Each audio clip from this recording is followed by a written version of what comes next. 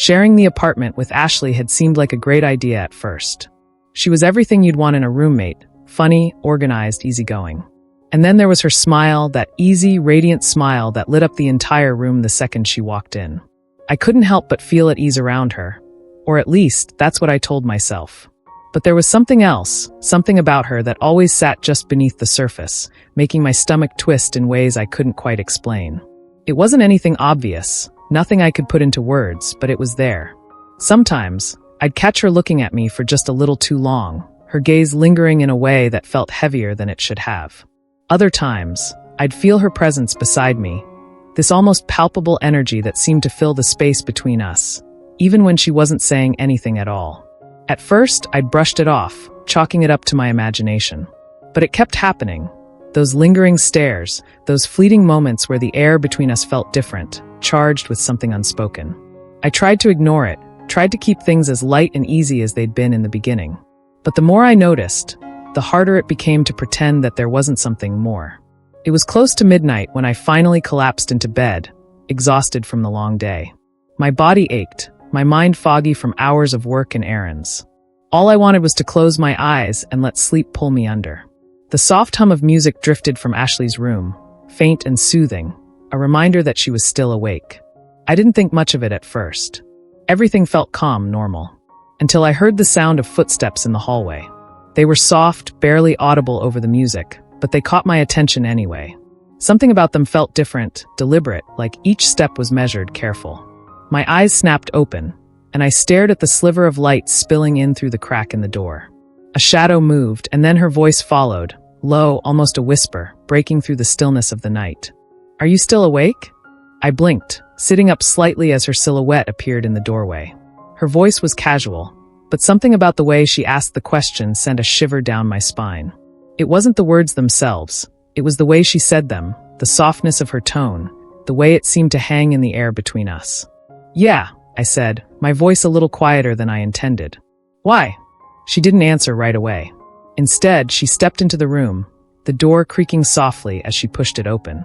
She was smiling, that same easy smile she always wore, but there was something different about it tonight.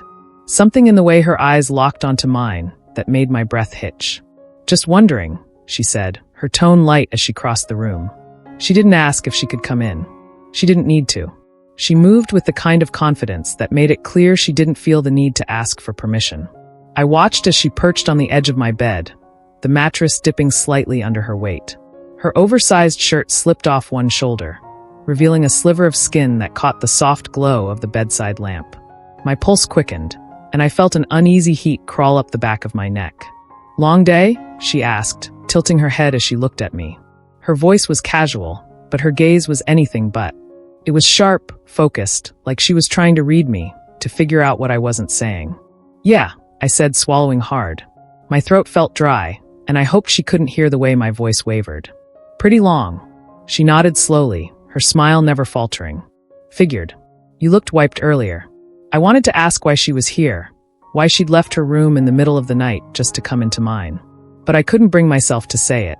The air between us felt heavier now, thick with something I couldn't name, and the words stuck in my throat.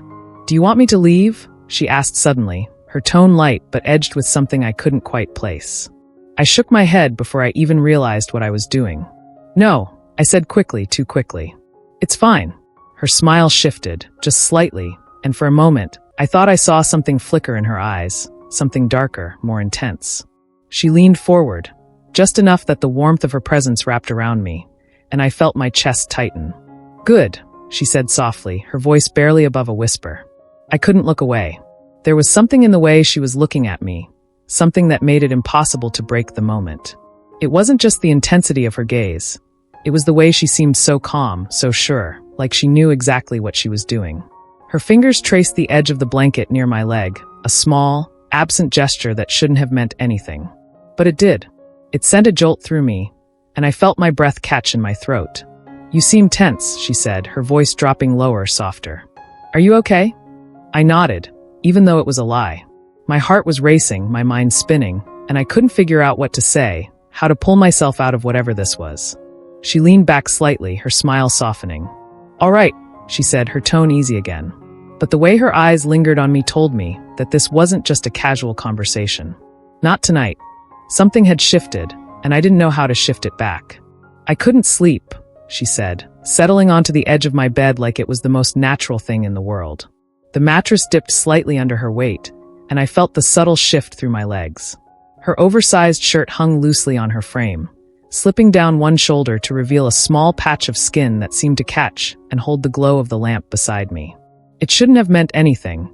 It was just her shoulder, just a shirt. But for some reason, it was impossible to look away. "Do you want me to leave?"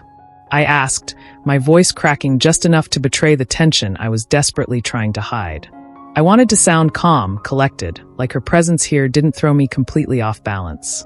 But even as I said the words, I knew they sounded hollow. She tilted her head, her lips curving into a faint smile that didn't quite reach her eyes. "No," she replied, her voice steady, almost too quick. Her gaze held mine, unwavering, and for a moment, it felt like the air between us thickened. "Actually, I thought we could talk." The way she said it, the slight pause before the word talk, made my stomach twist. There was a weight to her words, something lingering just beneath the surface, and it unsettled me in ways I didn't fully understand. Or maybe I did, and I just didn't want to admit it. She shifted slightly, leaning forward just enough that I could feel the faint warmth radiating from her skin. It was subtle, but it was enough to make my breath hitch. I tried to focus on anything else, the faint hum of the lamp, the soft rustle of the sheets, but it was impossible. She had a way of drawing every bit of my attention without even trying. "Have you ever felt trapped?" she asked, her voice quiet, almost thoughtful. Her fingers trailed lightly over the edge of the blanket, tracing a slow, deliberate path along the fabric near my leg. It was such a small gesture, subtle and innocent on the surface, but it sent a jolt of awareness through me that was anything but innocent. "Trapped," I repeated, my voice shaky, barely audible. The word felt heavy on my tongue, and I couldn't tell if it was the question itself or the way she was looking at me that made it so hard to say. She nodded, her eyes still locked on mine, searching for something I wasn't sure I could give her. "Yeah," she said softly, her fingers still moving in that same slow, deliberate pattern. "Like no matter what you do, you can't get out.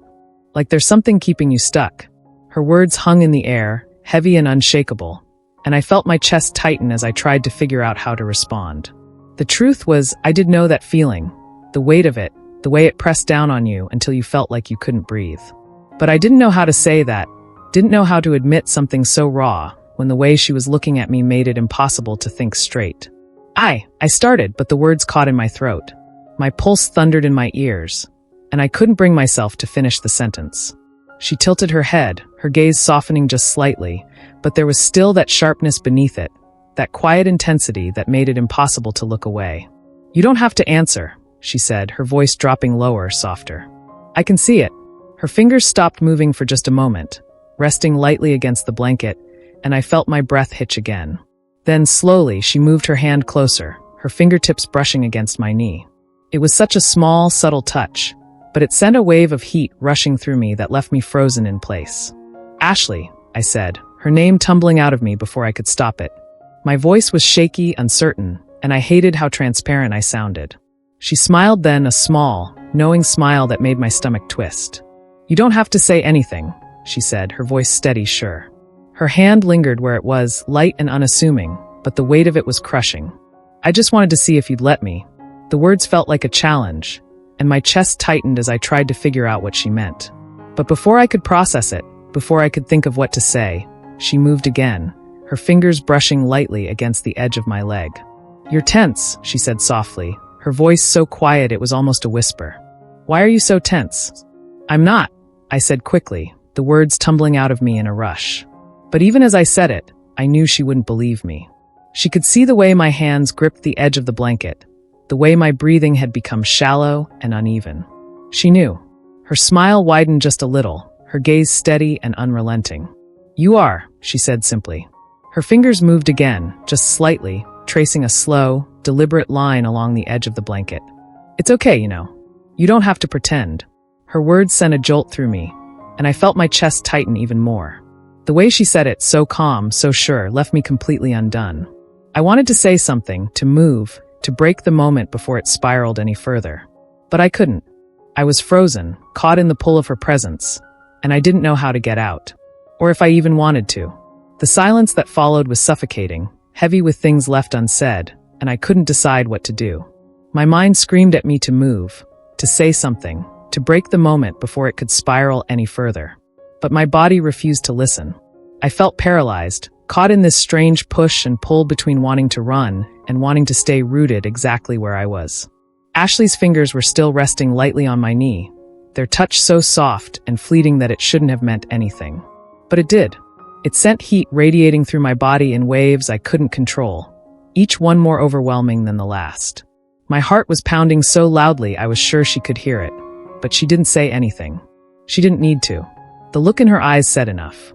"You're nervous," she said finally, her voice soft but laced with just enough amusement to make my stomach twist.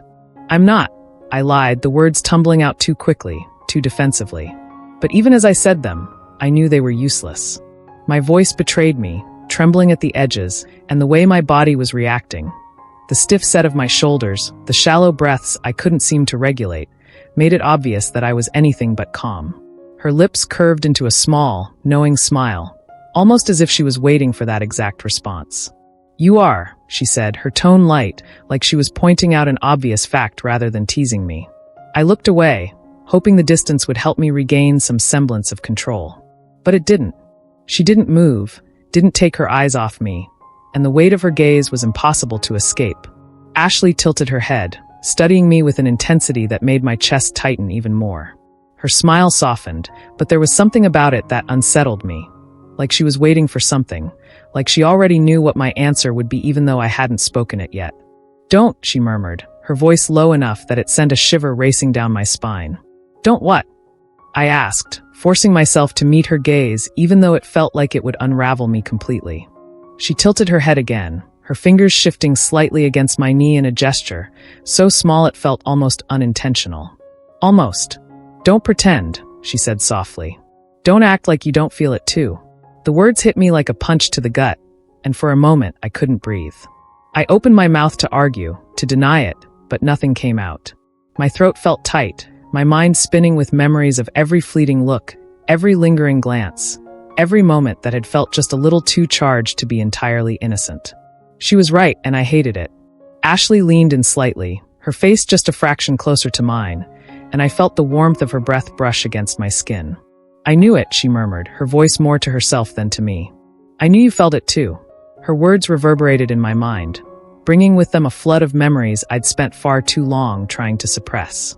Every time I'd ignored the way her hand would linger on mine a second too long. Every time I'd brushed off the way her gaze would follow me when she thought I wasn't looking. Every time I'd told myself that the way she made me feel wasn't real, wasn't anything. But now, sitting here with her so close, her voice low and sure, it felt impossible to keep lying to myself. I started, my voice shaky, but she cut me off with a quiet laugh that sent a ripple of heat through me. "You don't what?" she asked, her tone soft but edged with something sharper. "Feel this? Think about it? Want it?" My breath hitched, and I felt the knot in my chest tighten even more. Her words hung in the air between us, heavy and unavoidable, and I knew there was no way to brush them off, no way to pretend I didn't hear them. I shook my head, trying to clear the fog in my mind. "This isn't..." I trailed off, the sentence left unfinished because I didn't know how to end it. I didn't know what I was trying to say, or if I even believed it myself. Her smile widened just slightly, and there was something almost triumphant in the way she looked at me, like she'd just proven a point. "See," she said, her voice soft but sure. "You can't even say it." I wanted to argue, to push back, to say something that would take the confidence out of her voice. But I couldn't, because she was right. I couldn't say it. I couldn't admit it. And the way she was looking at me made it clear that she already knew. The silence that followed was unbearable, heavy with all the things I couldn't bring myself to say. I felt trapped, caught between the weight of her gaze and the storm raging inside me. And for the life of me, I didn't know how to get out. Ashley didn't move. She didn't say anything else. She just sat there, her fingers resting lightly on my knee, her eyes locked onto mine like she was waiting for me to make the next move. But I didn't. I couldn't. And the longer the silence stretched, the more I realized I didn't want to. She leaned in even closer, her face now just inches from mine. The air between us was charged, so heavy it felt like it could crack under the pressure at any moment. Time seemed to stop, stretching into this endless, unbearable moment where it was just us, nothing else. My breathing was shallow, uneven, and loud in the silence of the room. Every nerve in my body was alive, bracing itself for something I couldn't quite define. "If you want me to stop, just say so," she whispered, her voice soft but laced with something that sent a shiver down my spine. It wasn't a threat, but it wasn't exactly a question either. It was a promise, one that carried weight, and it settled over me like a blanket I couldn't throw off. The warmth of her breath brushed against my cheek, and I couldn't look away, couldn't think past the intensity of her gaze. Her words hung in the air, thick and impossible to ignore, and I knew she was waiting. Waiting for me to say something, to do something, to decide. But I couldn't.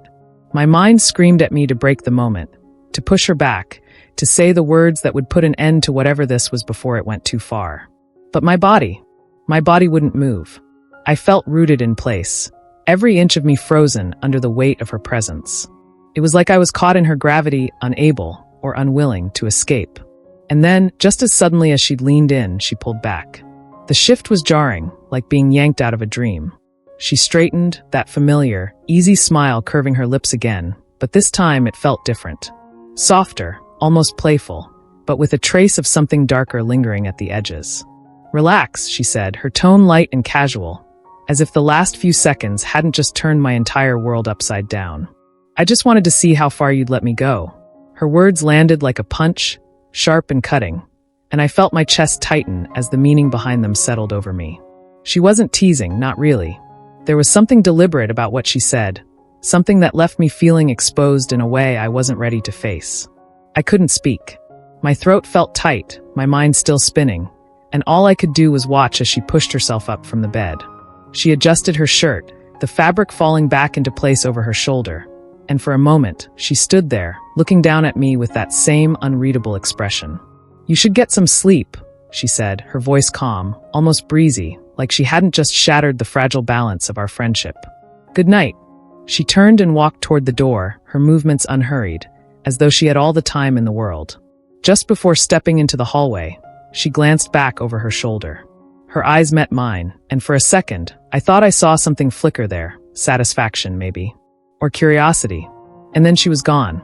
The door clicked shut behind her, and the silence that followed was deafening. My heart was still racing, my chest heaving with every shallow breath, and I felt like the walls of my room were closing in around me. The space where she'd just been felt impossibly empty, like she'd taken all the air with her when she left. I sank back against the pillows, my body heavy and my mind an absolute mess. Her words echoed in my head, over and over, like a song I couldn't turn off. "I just wanted to see how far you'd let me go." What was I supposed to do with that? What was I supposed to make of the way she'd looked at me? The way her touch had lingered just a second too long? The way her voice had dipped low enough to make my skin prickle? I wanted to tell myself it didn't mean anything, that it was just Ashley being Ashley. But deep down, I knew better. That wasn't nothing. And no matter how hard I tried to convince myself otherwise, I couldn't shake the feeling that something had changed tonight. That touch, those words, they were burned into my skin, into my mind, and I knew they wouldn't fade anytime soon.